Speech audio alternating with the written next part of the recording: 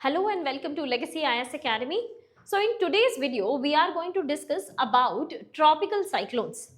अब इसके बारे में why are we studying tropical cyclones के बारे में क्यों पढ़ रहे हैं हम लोग is because recently cyclone Fenegal ने चेन्नई कोस्ट को हिट किया, तमिलनाडु कोस्ट को हिट किया है, क्लोज टू महाबलीपुरम एरिया, ठीक है.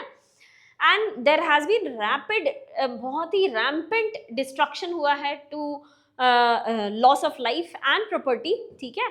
So far, as per the count goes, 19 people have died so far, ठीक है.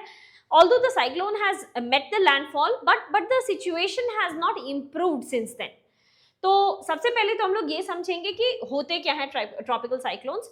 ऑन ग्राउंड अगर हम लोग देखें from the ground surface, how does it look like that very high wind speed, और wind speed can range from somewhere around 30-40 kilometres per hour to up to more than 200 kilometers per hour also. ये wind speed हो सकते हैं. ये जो cyclone था, cyclone Fengal, इसका wind speed 70 to 80 and maximally reaching up to 90 kilometres per hour. मतलब wind इतनी तेजी से जब जाती है और बहुत तेज बारिश होती है, there is a immense and intense amount of rainfall. So ये दोनों का combination, rainfall plus very high wind speed, तो फिर हम लोग इसे साइक्लोन बोलते हैं, ठीक है. अब ये क्योंकि विद इन ट्रॉपिकल रीजन हो रही है, so India lies within tropics and in temperate areas also, but क्योंकि ये लैंडफॉल, ये बारिश, ये काफी तेज हवा, this is taking place within the tropical region, so we are calling this as tropical cyclones. But otherwise cyclones temperate region में भी हो सकते हैं. So 23.5 degree north to 66.5 degree north and 23.5 degree south to 66.5 degree south also cyclones can take place, but उन्हें हम लोग temperate cyclones बोलते हैं. Tropical cyclones are much more damaging as compared to temperate cyclones, ठीक है. तो अब हम लोग ये समझने की कोशिश करते हैं कि under what condition tropical cyclones बनते हैं. जब ट्रॉपिकल साइक्लोन्स आ रहे होते हैं, चाहे तो द ईस्ट कोस्ट या वेस्ट कोस्ट, अरेबियन सी या बे ऑफ बंगाल, कहीं पे भी अगर ट्रॉपिकल साइक्लोन्स आते हैं, तो सैटेलाइट पे इस तरीके का एक इमेज दिखाई देता है, इस तरीके का विंड मूवमेंट दिखाई देता है सैटेलाइट इमेज में, ठीक है. कि इंडिया के ईस्टर्न कोस्ट पर क्लाउड अपीयर हो रहा है, क्लाउड्स आ रहे हैं विद अ गशिंग स्पीड, और इस तरीके का एक स्पाइरल मूवमेंट दिखाई देगा, ठीक है. अब बात करते हैं कि ये जो ट्रॉपिकल साइक्लोन्स होते हैं, ये कैसे फॉर्म करेंगे, क्या कंडीशंस में फॉर्म करेंगे. तो सबसे पहले तो ट्रॉपिकल साइक्लोन्स फॉर्म करने के लिए हमें ये समझना होगा कि कन्वेक्शन, ये जो एक नेचुरल मूवमेंट होता है, कन्वेक्शनल साइकिल, ये कैसा होता है. कन्वेक्शन, एक नॉर्मल कन्वेक्शनल साइकिल जो होगा, जो हमारे एटमॉस्फेयर में अंडर एनी कंडीशन चलता रहता है, कि if this is the ground surface, तो ग्राउंड सरफेस हीट होगा बिकॉज ऑफ सन. तो ये ग्राउंड सरफेस की हीटिंग की वजह से जो वार्म एयर है, इसके ऊपर जो एयर है, ये गर्म होगी और ये गर्म होकर के राइज करेगी, ठीक है. ये राइज करती है, एक्सपैंड करती है, क्योंकि अपर एयर में, ट्रोपोस्फेयर की ऊपर वाले लेयर्स में कम हवा है, तो ये जो हवा नीचे से उठ करके ऊपर गई है, ये एक्सपैंड करेगी, ये एक्सपैंड करती है, और इसकी वजह से ये ठंडी हो जाती है. ठंडी होने की वजह से ये भारी हो जाती है और ये वापस धरती के सतह पर आ जाती है. I'll explain this once again. Convectional cycle. This is known as a simple convectional cycle, which takes place in our atmosphere 24/7. So how does this happen? Ki there will be influx of incoming solar radiation, that is insolation, to the Earth's surface, and the air above the Earth's surface will be warmed. It becomes lighter, rises up, expands, becomes heavy, and comes down. ठीक है. So this is what is a convection cycle. तो एक normal convection cycle इस तरीके का दिखाई देगा.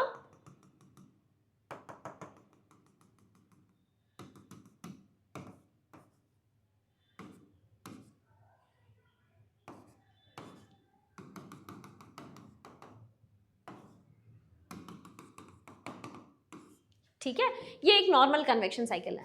अब इसमें आप ऐसे इमेजिन कर लो कि इक्वेटर से अबव नॉर्थ, इसका मतलब नदर्न हेमिस्फेयर में एक फोर्स ऐसा काम करता है जो हर चीज को राइट डिफ्लेक्ट करेगा. तो जो हवा है उसे भी राइट डिफ्लेक्ट करेगा. ये जो कन्वेक्शन साइकिल है, जिसे ऐसे रहना था, ये राइट डिफ्लेक्ट हो जाएगा. तो ये जो राइटवर्ड डिफ्लेक्शन, ये जो कंटिन्यूअस डिफ्लेक्शन होता रहता है, इसकी वजह से ऐसा होगा कि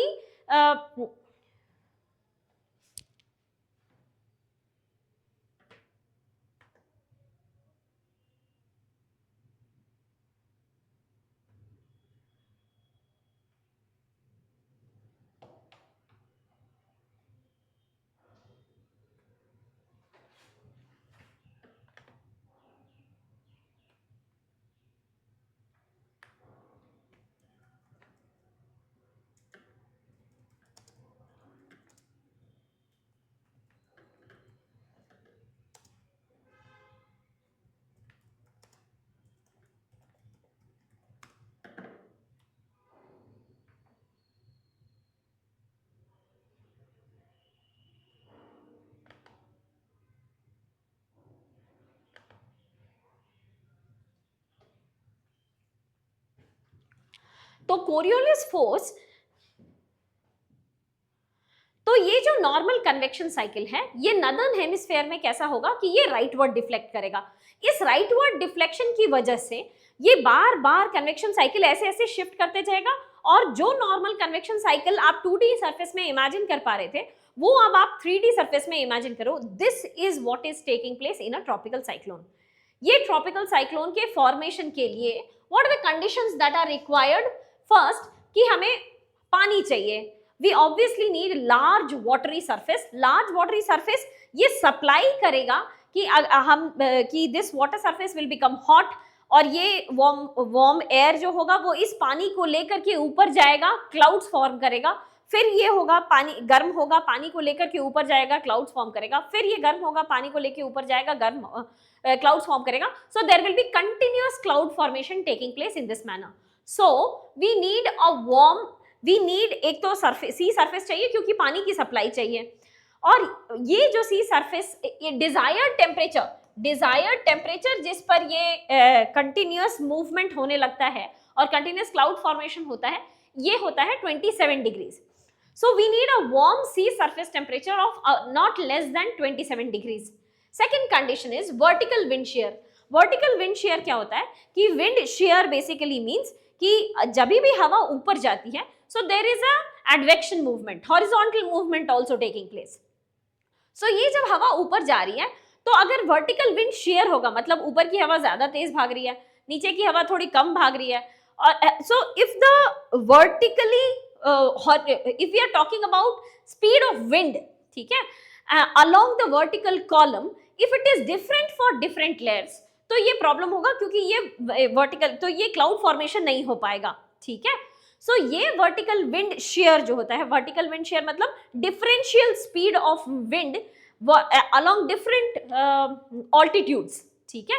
ये वर्टिकल विंड शेयर को लो होना पड़ेगा, तभी ये कंटिन्यूअस आई फॉर्मेशन होगा, मतलब एक बीच का होल रहेगा, यहाँ पे एक्सट्रीमली लो प्रेशर रहेगा at the earth surface, upper troposphere में ये हाई प्रेशर सिस्टम रहेगा, और ऊपर जाकर के ये क्लाउड्स एक्सपैंड करते रहेंगे, ठीक है।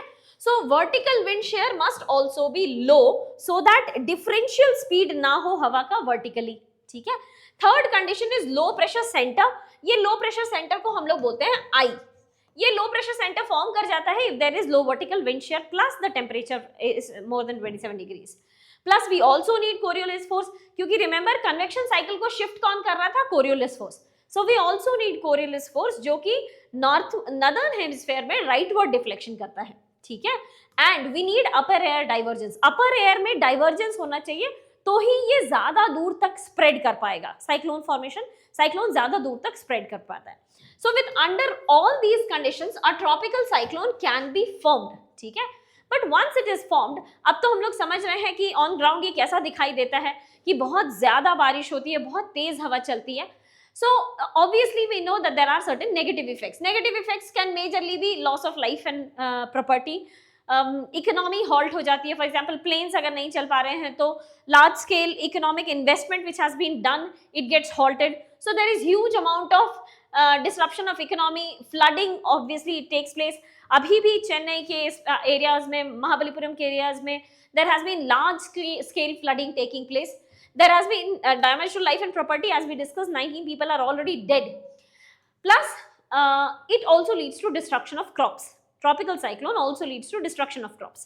But ये तो सारे that is what we see, that is what we read in and around us कि tropical cyclone bad हैं, बुरे हैं क्योंकि इतनी बारिश हो रही है, continuous rainfalls हो रहे हैं, flooding हो जा रहा है. But tropical cyclone some time back was also a good news. Tropical cyclone helps in bringing rainfall to the areas जो कि पहले एक्सपेक्ट नहीं कर रहे थे कि उनके पास रेन्स आएंगे, जैसे डिस्टेंट एरियाज, कोस्ट से काफी दूर के एरियाज तक भी बारिश पहुंच जाती है क्योंकि ट्रॉपिकल साइक्लोन समुद्र से पानी उठा करके काफी दूर तक बारिश कर पाते हैं, ठीक है। इससे हमारा ये भी सवाल होता है कि ये ट्रॉपिकल साइक्लोन बंद क्यों होते हैं? How does this what is the death reason for death of tropical cyclone? जब भी इसे पानी सप्लाई होना बंद हो जाएगा तो ये tropical cyclones they die. So basically we call this as the landfall. Landfall basically means कि ये ट्रॉपिकल साइक्लोन को कंटिन्यूअसली सी सरफेस मिल रहा है जिससे वाटर सप्लाई हो रहा है for the formation of clouds. So as soon as it hits the ground तो ये वाटर सप्लाई कट हो जाएगा, तो tropical cyclone over a period of time will die down, ठीक है. So there are certain positive effects. For example, it provides rainfall in areas which are deficient in rainfall. इस तरीके की formation होता है. For example if you can see in this water body there are occurrence of red tides. Red tides क्या होता है? These are algal species, क्योंकि बहुत ज्यादा एक्सेसिव सप्लाई ऑफ न्यूट्रिएंट्स हो जाता है पानी में, जैसे एग्रीकल्चरल रन ऑफ से रिवर्स में और रिवर्स से सीज में, और बहुत ज्यादा अगर मान लेते हैं पॉल्यूशन पानी में हो जाता है तो it will lead to growth of algal species known as the red tides. But tropical cyclone क्या करते हैं? They will go and gush and resupply oxygen in that area. वहां से न्यूट्रिएंट को दूसरे एरियाज में डिस्ट्रीब्यूट कर देते हैं. So the red tide also fades away और डिग्रेड्स, ठीक है. So it leads to breaking up of red tides and adds oxygen to the water body, क्योंकि बहुत इनॉर्मस मूवमेंट इन वाटर होता रहता है. So it leads to addition of oxygen, replenishment of oxygen in water bodies also, ठीक है. And global heat balance, because ये equatorial area से लेकर के गर्मी को नदर्न पार्ट्स ऑफ इक्वेटर, मतलब ट्रॉपिक्स और नदर्न पार्ट्स ऑफ ट्रॉपिक्स में ये पहुंचाते हैं. So they are also useful in global heat balance और ग्लोबल हीट बजट, ठीक है. नाउ टॉकिंग अबाउट कि अरेबियन सी और बे ऑफ बंगाल के में हम लोग जो देखते हैं ट्रॉपिकल साइक्लोन्स अरेबियन सी में इतने ज्यादा नहीं बनते हैं, और for that matter Bay of Bengal में ज्यादा बनते हैं. So some of the reasons why is it taking place more frequently in Bay of Bengal as compare to Arabian Sea, इसका principal reason is the surface temperature.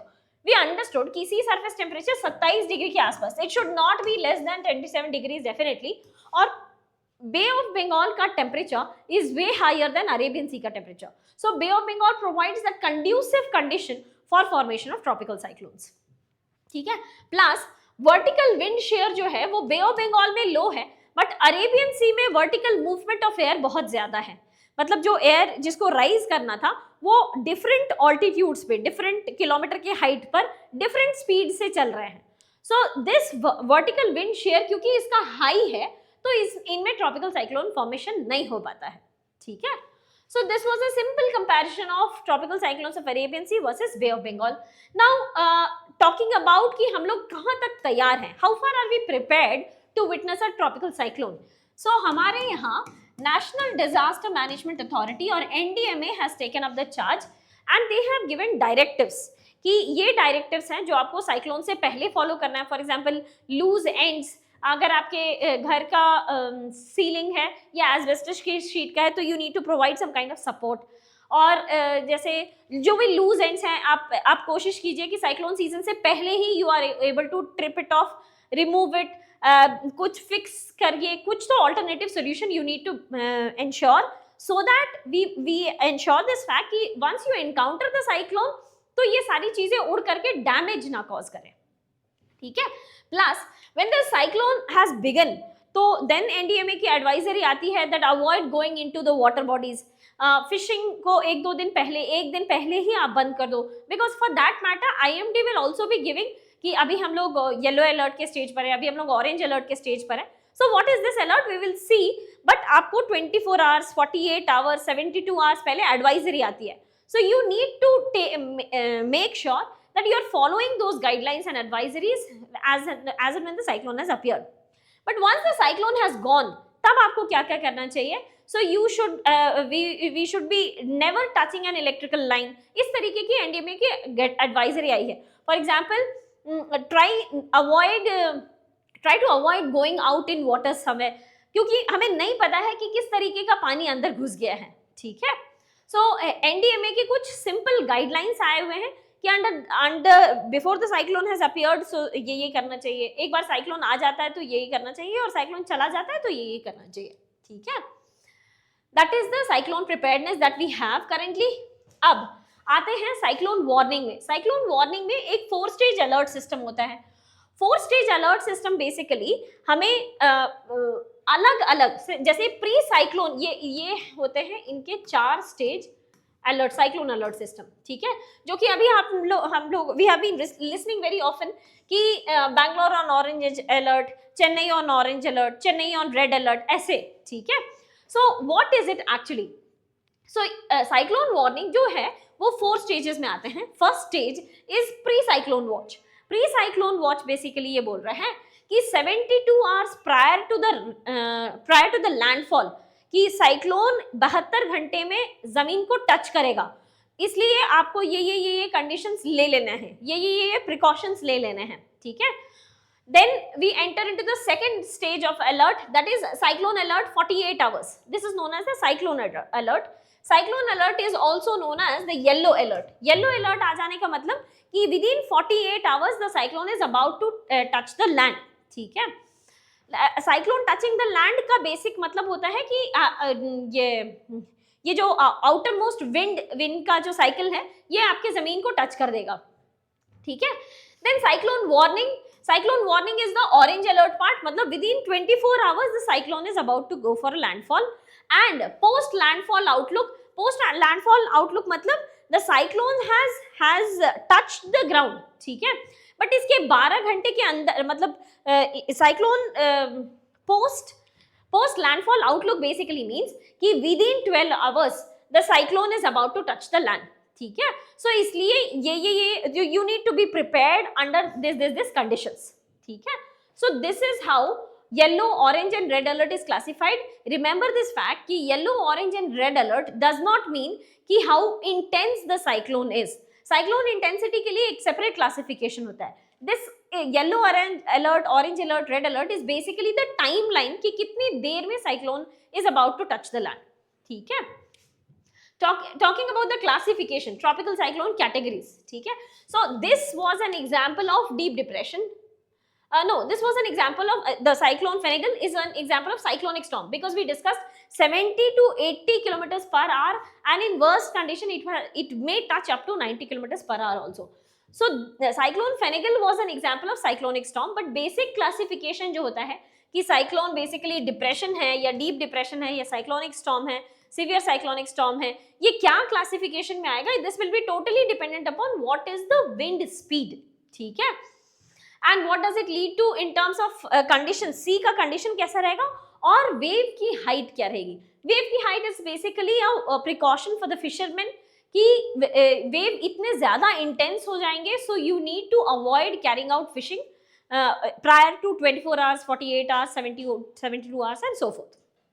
ठीक है. So with that we come to the end of this topic related to tropical cyclone. If you have any doubt, please do let us know in the comment section below. Thank you so much and all the very best.